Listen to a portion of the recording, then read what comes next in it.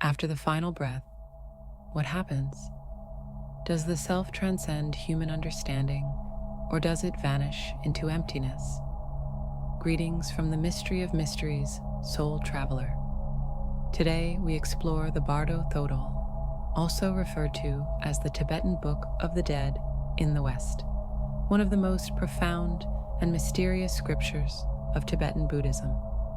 Imagine having a companion who helps you navigate life's most profound and enigmatic situations. The Bardo Thodol's role is this. And no, this is not merely a straightforward guide to dying. It serves as a spiritual roadmap for what occurs immediately following physical death. Prepare yourself, for together we shall navigate this portal, decipher its signals, and possibly gain a better understanding of what it is to be alive.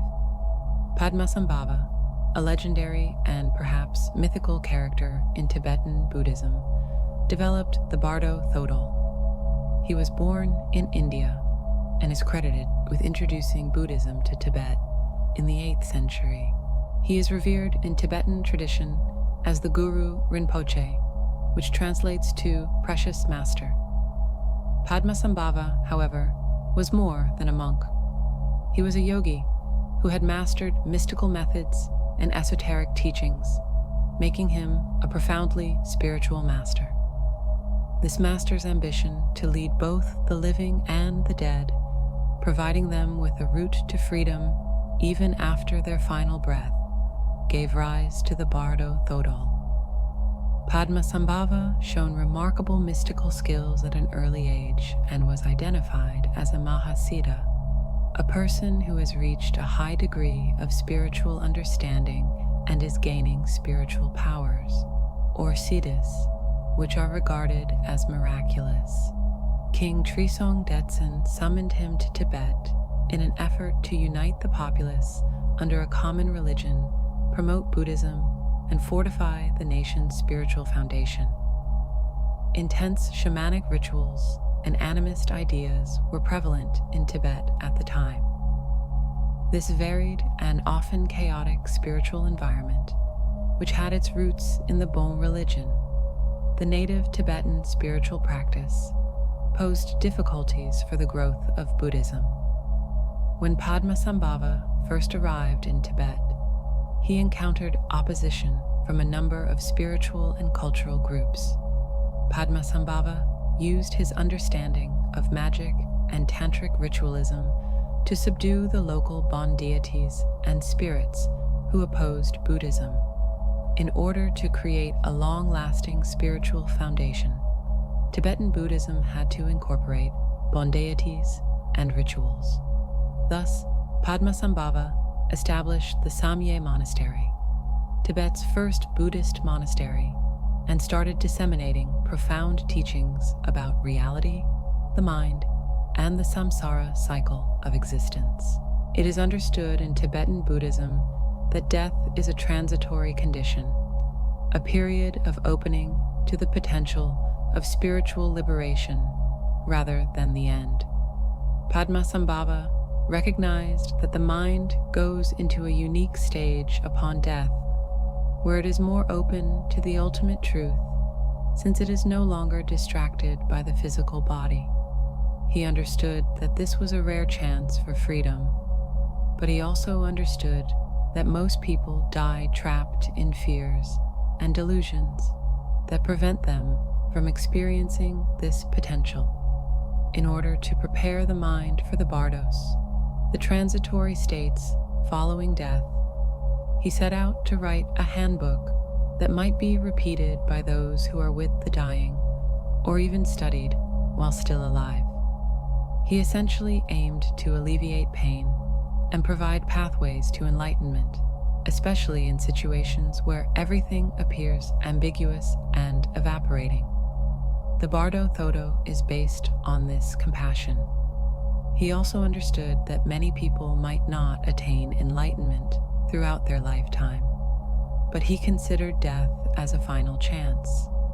So he gave practitioners and followers guidance on how to spot the clear light.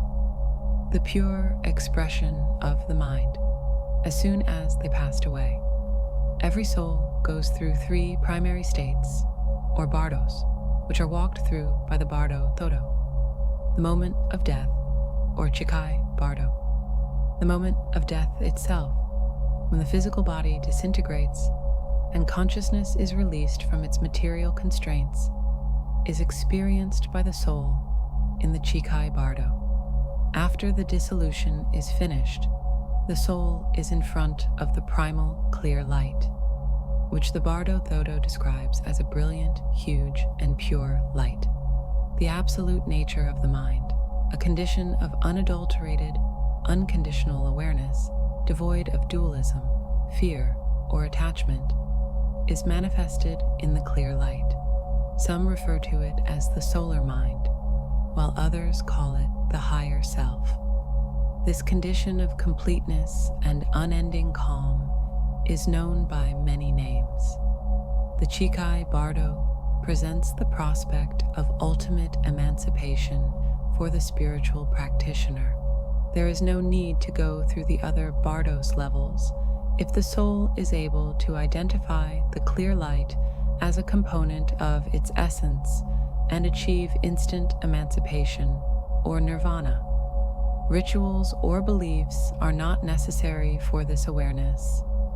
When the mind perceives itself without any filters or distortions, it is a direct and comprehensive perception of the truth. All identities, karma, and conditioning vanish in this instant. However, the intensity of the clear light might be frightening to people who are not prepared. Because of fear or attachment to the familiar, the mind may perceive the light as a threat rather than as its genuine nature. According to its karmic proclivities, the soul in this situation withdraws, forfeiting the opportunity for liberation, and moves on to the following phases of the bardos, where it encounters progressively skewed and constricting images. 2. The Bardo of Visions, also known as the Chonyid Bardo. According to Carl Gustav Jung, gods and demons are projections of the unconscious that are strong and unavoidable until they are recognized as aspects of ourselves. The soul in the Chonyid Bardo is in a state of consciousness, separated from its body and in a dimension devoid of physical limits. Here, the soul is subjected to projections of its own thinking, which can manifest as both unsettling, terrifying images and celestial forms. The substance of the mind is revealed by this bardo, where everything that has been suppressed, wanted, or feared manifests in a more intense form. The emotional and karmic states that the soul accumulates across lives are directly reflected in the visions seen in the Chonyid Bardo. They can take two different forms: visions of peace and visions of anger. Visions of serene deities, which stand for enlightened and kind facets of consciousness, first greet the soul during the tranquil vision stage. These entities, which radiate the virtues nurtured by the soul, can manifest as Buddhas, Bodhisattvas, or deities of light. The serene visions exude tranquility and have a calm presence. The soul may withdraw and question the veracity of this experience if the unprepared mind finds these sights to be too intense or unfathomable. The soul is gradually confronted by more intense visions known as the wrathful deities during the wrathful vision stage if it fails to realize the peaceful, essential character of the earlier visions. These characters take on hideous and disturbing forms as expressions of repressed desires, fear, and rage. Crucially, these angry gods are manifestations of the mind itself, reflecting the passions and attachments that continue to bind the soul to the cycle of suffering, rather than being outside or evil forces. It is said that the Chonyid Bardo is a state in which the mind is unrestricted by the body. Everything is magnified in this pure stage of psychic manifestation. These visions are similar to dreams, yet they are remarkably vivid and clear, unlike regular dreams. This happens as a result of the mind experiencing its internal energies in an unfiltered manner after being released from the body. With an almost physical intensity, all that was suppressed and accumulated comes to the surface. Since each of these visions reflects a facet of the self that requires transcendence or integration, they are regarded as educational and enlightening possibilities. Those who remain completely conscious throughout this bardo are able to recognize that all of these visions, both positive and negative, serene and angry, are really mental constructs. The soul can achieve emancipation and dispel fear when this reality is acknowledged. The Bardo Thodol suggests that the soul concentrate on the clear light, which is the mind's original essence and is characterized as a wide and pure luminosity. Since the clear light is the fundamental essence of all beings, realizing it is the way to complete liberty. It is the light that endures through all mental projections, the sun among the mists of visions. The soul can attain enlightenment and break free from the cycle of reincarnation if it is able to see through the visions. The common intellect, however, finds it difficult to recognize the clear light. Most beings find it difficult to look past their visions, since they are so vivid and full of personal significance. The Bardo Thodol advises spiritual practitioners to learn how to separate from illusions and reflect on the nature of the mind as a result. They will be able to stay focused on the clear light and achieve serenity with such practice, even when confronted with the powerful sights of the Chonyid Bardo. The biggest obstacles to emancipation are fear and attachment. The intense nature of the visions, particularly the angry gods who stand in for wild sides of the mind, can evoke intense terror. The soul is unable to identify the images as components of itself because of this dread, which produces a sense of isolation. In order to escape the cycle of samsara, the soul may want to run away from these images, or, out of attachment, get fixated on certain of them, particularly the serene ones. The soul must acknowledge that the visions are devoid of their own reality in order to break free from this cycle. This idea is called shunyata, or emptiness, in Tibetan Buddhism. All sights can be seen by the mind that remembers nothingness during the Chonyid Bardo, but it stays detached and recognizes them as fleeting manifestations of its own essence.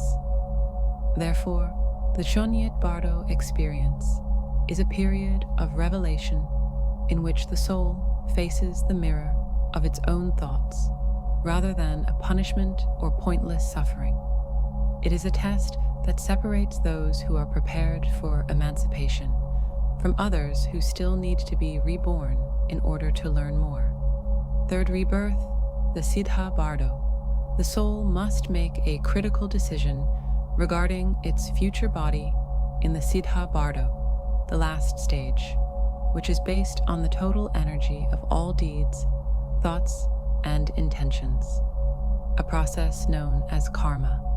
It seems as though every step of the past journey has brought us to this moment, where our innermost thoughts and feelings dictate where we go next.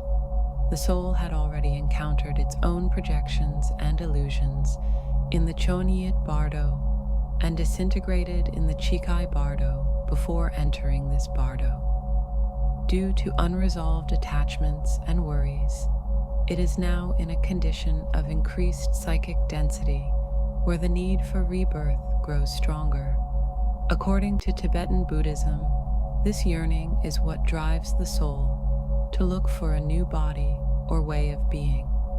According to the Sidpa Bardo, karmic inclinations, subtle reminders of past life deeds, have an impact on consciousness. The soul is drawn to situations and events that reflect its inner state by these marks, which act as magnetic forces. For instance, if the soul harbors a lot of fear, that fear may lead it to reincarnation, where it will encounter those same feelings. Similar to this, strong desires and unbridled emotions generate a whirlpool of energy that determines the type of life the soul will experience in the following cycle. The soul has a sequence of visions related to the rebirth process during the Sidpa Bardo. Images of couples in union, which is a metaphor for the production of new life, are frequently included in these visions. Here, the soul is urged to select a new body under the unconscious influence of karmic impulses and emotional inclinations. The Bardo Thodol implies in numerous accounts that the soul should remain detached and lucid when viewing these pictures. Only then will it be able to escape being pushed mindlessly into an unwanted rebirth. The Sidpa Bardo provides one last opportunity for a transcendence for those who can maintain composure and disengagement. It is still possible to choose the path of liberty and not be reincarnated. The spiritual practitioner aims to achieve this. They must acknowledge these sites as temporary and empty representations of their own minds, rather than being reborn under the influence of delusions and attachments. Throughout the Sidpa Bardo's experiences, consciousness is strongly drawn to a new body. The Bardo Thodol likens this phenomenon to a mental storm. It seems as though the will to keep on living, to be once more, becomes uncontrollable. Selecting a new body is not a conscious decision. It occurs through a profound intuitive call, and the state of the mind shapes the new rebirth's traits. The next body seems to reflect what the soul's mind needs to encounter or work through. The Buddhist view that every reincarnation is a chance for spiritual development is also reflected in this decision-making process. The soul will select a body that best suits its spiritual and karmic growth. Many, however, fail to see this chance and wind up reincarnating under unfavorable circumstances where their agony continues. However, those who are able to see past this illusion might experience a situation in which they merge into the clear light, the ultimate nature of the mind, rather than reincarnating. The Bardo Thodol believes that life begins with preparation for this last phase. We become more conscious of the impulses that determine our fate when we reflect on the nature of our fears and desires while we are still alive. Meditation and death-related contemplation are examples of spiritual exercises that enhance detachment and keep the mind free from the dramas that emerge in the Sidpa Bardo. Consequently, the Sidpa Bardo unveils a straightforward yet deep reality. Life and death are intertwined, and the cycle of reincarnation is merely an ongoing manifestation of our personal decisions and viewpoints. Because there is no longer the appearance of a fixed identity, enlightenment, the stage in which there is no more rebirth, is reached by releasing ourselves from attachments. The Bardo Thodol is a tool for self-knowledge, a mirror for our minds, and a guide for our future. It is more than just a religious literature or a compilation of esoteric views. It tells us that death is both the beginning of new beginnings and the big conclusion of the human saga. Ram Dass famously remarked, there is only one question that matters when you die. To what extent did you love? The Tibetan Book of the Dead encourages us to consider our own lives in this way. Are we prepared for the last trip? Are we willing to let go of all we think we are? Perhaps by reflecting on these lessons, we might learn to live fully as well as prepare for death.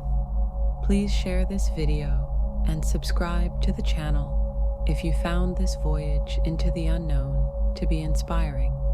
The road to self-knowledge is long, and together we may unravel the greatest mysteries of life.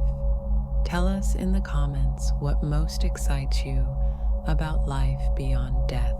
I appreciate you watching.